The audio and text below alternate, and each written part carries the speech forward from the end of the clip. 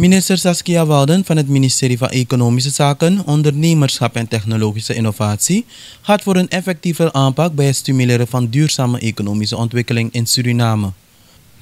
Tijdens een kennismakingsbezoek van de heer André van Ommeren, directeur internationale programma's bij de Rijksdienst voor Ondernemend Nederland, is vanuit het ministerie van Economische Zaken grote belangstelling getoond voor technische ondersteuning op dit stuk.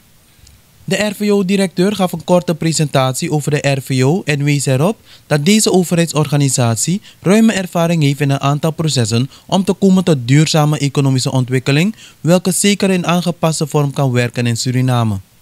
Zo blijkt dat de sectoren toerisme en duurzame landbouw grote kansen van welslagen hebben. In vervolggesprekken zal worden nagegaan hoe de medewerking vanuit RVO verleend kan worden aan het ministerie van Economische Zaken in het vormgeven en uitvoeren van beleid ter stimulering van ondernemerschap om daadwerkelijk te komen tot duurzame economische ontwikkeling van Suriname.